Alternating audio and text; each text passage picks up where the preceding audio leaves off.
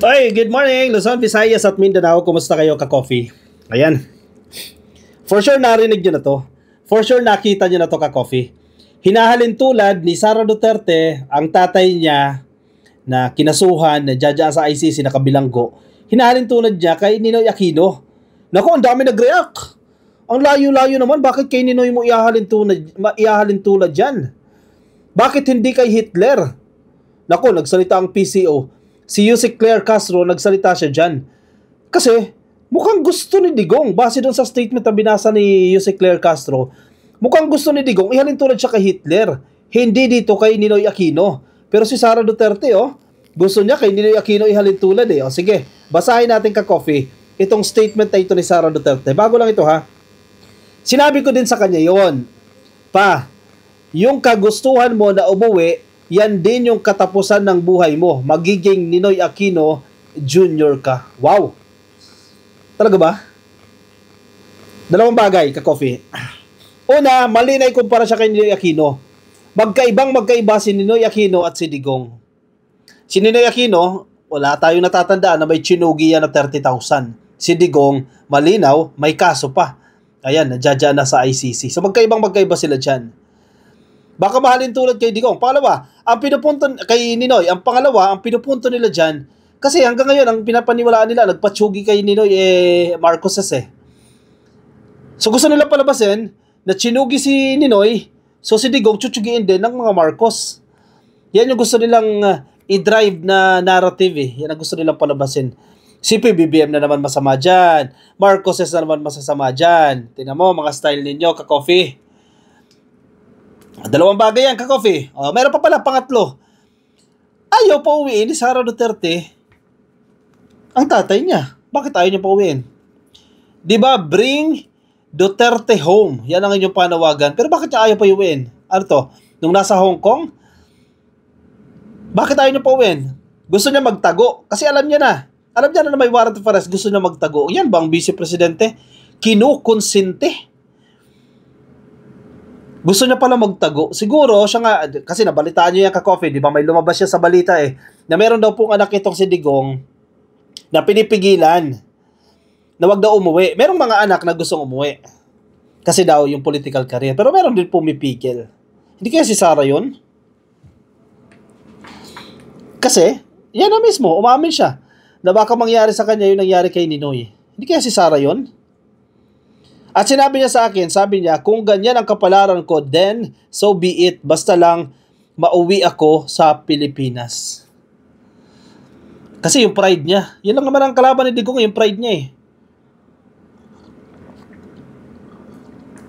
Kasi binira yung ICC. Ilang beses niya sinabi yan, hindi ako magpapalitis sa mga banyaga. Boom.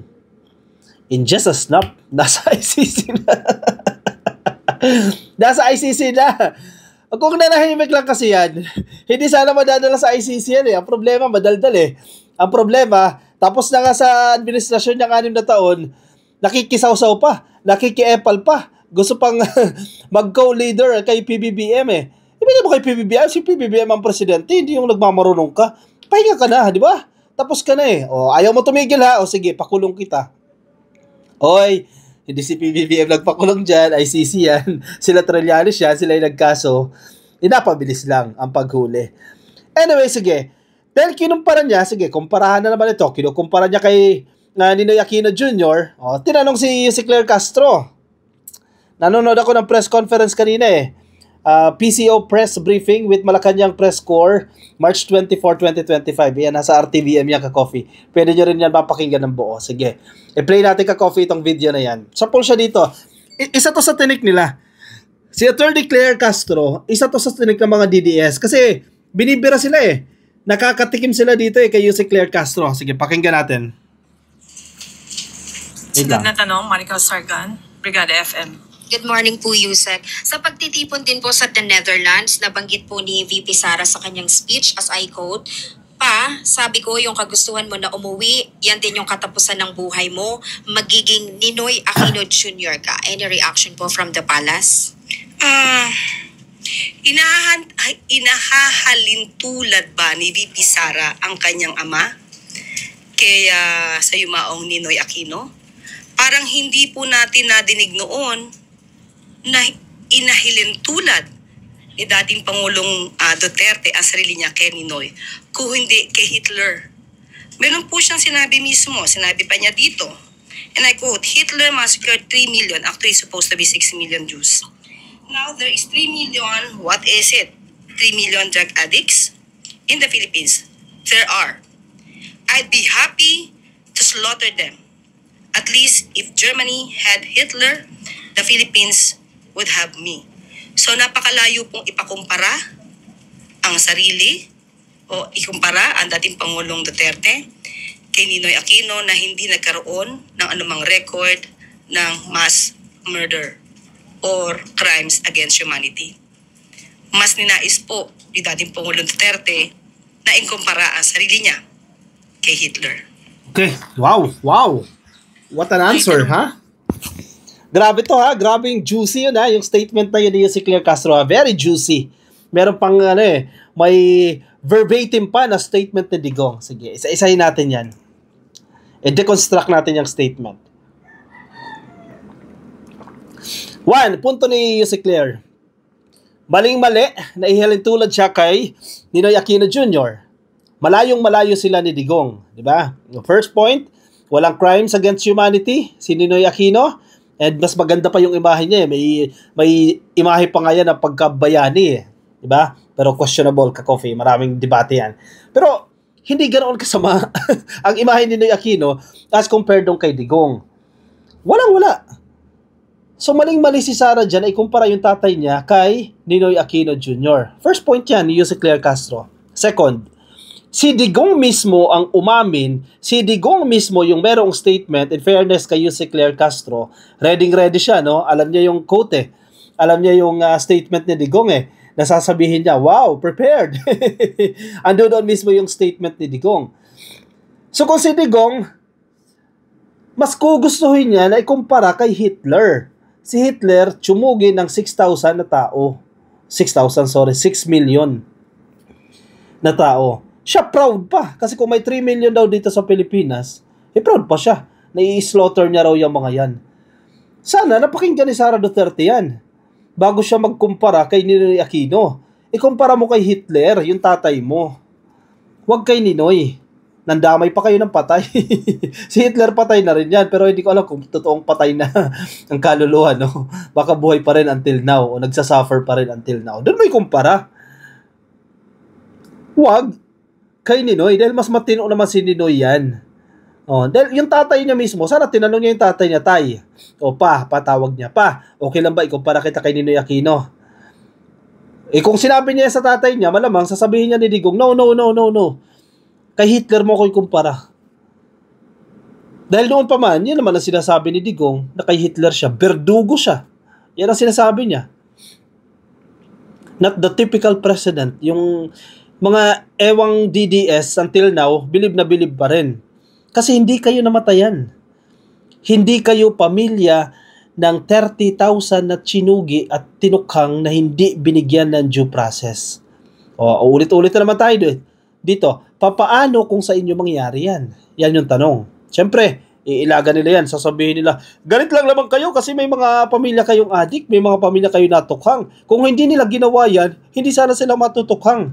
Hala, anong klaseng pag-iisip yan? Saan sa batas? Saan sa konstitusyon? Hindi mo pwedeng questionin ang konstitusyon. Hindi mo pwedeng questionin ang batas. Batas natin yan. Lahat tayo dyan susunod. Anong batas? Anong provision ng konstitusyon na nagsasabi na kapag ikaw ay addict, na ikaw ay nagsakasala, dapat tsugiin ka at hindi ka bigyan ng due process? Kung ganyan ang mindset ninyo, kayo mismo, hindi kayo gumagalang sa konstitusyon, hindi kayo gumagalang sa batas. Paano tayo magkakaroon ng order kung hindi nyo irarespeto yan? Ganyan lagi mindset nila Kung hindi yan nag-addict, hindi yan matutukhang. Kung hindi yan gumamit, hindi yan machuchugi at nanlaban. Regardless, hulihin ninyo, ikulong ninyo, panagutin ninyo. Wala kayong karapatan na kunin yung buhay ng isang addict. Kahit addict pa yan, kahit gumagamit pa yan ng addict. First, may hirap lahat ng biktima ninyo. Ikaw, DDS na nakikinig. Sige. Sino bang biniktima ni Digong? May hirap. Anong kalaban-laban sa kanila? Asan yung mayayaman? Nagpapakasasa. Manikmanaog, iba't ibang bansa, nakaka-dinner, nakaka-lunch. Nasaan yan? Diba? Kung matino talaga si Digong, kung matino talaga yung tokhang niya, punteryahin niya yung mga manufacturer ng ipinagbabawal na gamot. Yun ang punteryahin niya. Hindi yung mga user.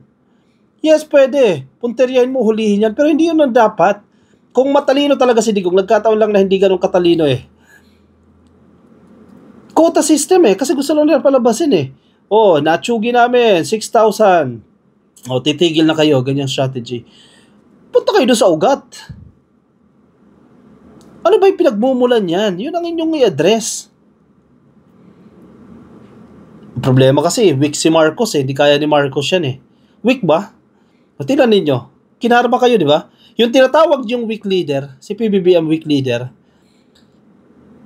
during his administration, nakulong si Kibuloy na for the longest time, napakarami ng kaso ng yung panghahalay, nabibigat na kaso, hindi nakukulong. For the longest time, nakulong yan. Dahil kay General Torre, dahil sa administrasyon na ito. Si Torre, hindi naman kikilos yan without the support of the President. Hindi ganyang katapang si Torre kung hindi siya sinusuportahan ng leadership ng PNP, ng DILG at ng Presidente. Kaya ganyang katapang yan kasi may go signal yan. Akala ko ba weak? Si Torre lang pala katapat nyo eh. 2017, kinasuhan si Digong. Nakulong ba yan? Naparusahan ba yan? Kahit 30,000 yung napatay, hindi. Dahil sa weak leader na to, si PBBM na weak leader, napakulong si Digong under his administration. Yun ba ang weak? Dahil sa weak leader na yan, nag-iiyakan ang mga DDS sa vlogger. Yun ba ang weak? Dahil sa weak leader na to, napaamin yung mga tangang vlogger. Umamin sila ha, hindi tayo nagsabi niyan ha. Sabi nila, tanga po ako. Mga vlogger ha, sila mismo umamin yan, tanga daw sila. Dahil sa weak leader. Diba? Ang definition nyo kasi ng strong, yung nagmumula, gumagano no, dudurugin ko kayo. Mga PI kayo. Yan ang definition nila ng strong eh. Si PBBM kalmado eh, diplomatic eh. Weak yan. Nagkamali kayo. Na-underestimate ninyo. Kasi akala nila weak. Sige, kaya natin ma-overthrow yan. Batanggal natin sa pwesto yan dahil weak naman yan eh. Sige, mag-rally tayo, magbaisog rally tayo. Kasi kaya natin mapatalsik yan eh. Kasi sa tingin ko, magre-resign yan dahil weak nga eh. Kasi si Digong mismo nagsabi, weak ang presidente. Sino pa mas mataas kay Digong? Paniniwalaan nila kasi bulag na sila eh. Blind followers sila eh. Weak pala yan. Mag-rally tayo. Yan, si Vic Rodriguez nag-organize ng maisog rally. Marcos bangag. Marcos patalsikin para iupo si Sara. Hindi kayo pinapatulan. Habang panahon yan, hindi kayo pinapatulan. Hindi kayo sinasagot. Napuno sa inyo. Nakalkal. Confidential funds ni Sara, nakalkal. Sino yan? May mga bago pa pala. Atoy Asim. Ano yung mga pangalan na yan? Mamaya, gagawa din natin ng content yan. Marami mga pangalan na discover. Winaldas pala ni Sara ang confidential funds. Na bulgar. Yan na. Nagsunod-sunod na ang kalbaryo ninyo. Hindi pa rin kayo tumigil. Hinikayat nyo yung mga taong bayan na mag-aklas sa gobyerno. Magkilos protesta. Kinasuhan inciting to sedition. Si Digong. Dahil sa weak leader na yan, kinakarma kayo, minamalas kayo. Try to assess yourselves. Tingnan ninyo. Bakit tayo nandito sa sitwasyon na to? Even si Sara, hindi siya makapaniwala. Ang sabi ni Sara, walang matibay na ebidensya na tsumugi yung tatay niya. Na kaya nagugulat sila, bakit nandito na tayo sa sitwasyon na yan? Di kayo nagtataka? Dahil may mali sa inyo. May pagkukulang kayo, kaya nagkakaganyan kayo. Sino ngayon ang weak? Hindi ba kayo ang weak ngayon? Mabubulok na si Digong dyan sa dahig. Dyan na yan, medyo matagal-tagal pa yan ka-coffee. September pa yung susunod na hearing, mabubulok na yan dyan. Si Sara, hindi niya na magagawa yung trabaho niya. Kunyari, multitasking daw siya, no? Paano mo gagawin yung multitasking? I-busy dyan sa pangangampanya. Kampanya rin yan, ka-coffee, ha? Kampanya rin yan. Kasi napapanood ko yung mga videos, eh. Sabi ng mga ini-interview nila, iboboto natin. Gagantihan daw nila ngayong eleksyon, iboboto yung mga senador ng PDP. Dinangampanya din kayo dyan sa the Netherlands. Nakita ninyo? Nagrarally sila dyan. Paano pa magagawa ni Sara yung trabaho niya? Again, Vice President yan. Pinapasahod ng gobyerno ng Pilipinas yan. Dapat magtrabaho siya. Pero nadjadya na siya. Hindi na siya umuwi. Madam, mag-iisang buwan ka na ba dyan? O magto 2 months ka na dyan? Hindi ka na umuwi. O multitasking. Paano yan? Pipirma ng mga dokumento. Paano na pipirmahan yan? O scan mo to, iha. O pirma ba to? O, meeting via Zoom. O magkaiba ng oras. O yung mga tao dyan dito sa Pilipinas. O gising kayo ng 2 a.m. ha? Kasi may meeting tayo ng 3 a.m. Kasi doon ang araw. Nadali na. Paano pa siya nakakapagtrabaho ng maayos? Yes, sige, posible. May mga meeting, consultations, etc. Pero yung pinaka-gist ng trabaho mo, hindi mo ma-perform dahil nandiyadyaan ka sa dahig. O, ano ba gusto mo? Diyan ka na lang ba? Atay mo na yung warrant of arrest dyan. Or buhay ka dito sa Pilipinas, magtrabaho ka dahil pinapasahod ka ng gobyerno. Or mag-resign siya. Di ba? Para matapos na yan. Kasi sayang ang pera ng gobyerno, pinapasahod sa kanya, hindi siya nagpa-function. Ay, nako. O siya, sige, ka-coffee. I-komento ang inyong opinion, reaksyon, mga gusto ninyo sabihin. Payag ba kayo na ikumpara si Digong kay Ninoy Aquino? O dapat kay Hitler? Sige, i-comment nyo ka-coffee ang inyong opinion dyan sa ating comment section, no? Mga nasa Facebook, pasuyin na lang ka-coffee. Please like and follow. Mga nasa YouTube, click lang po na subscribe and hit the notification icon para updated kayo every time we have new uploads. I'll see you ka-coffee in my next video. Bye-bye.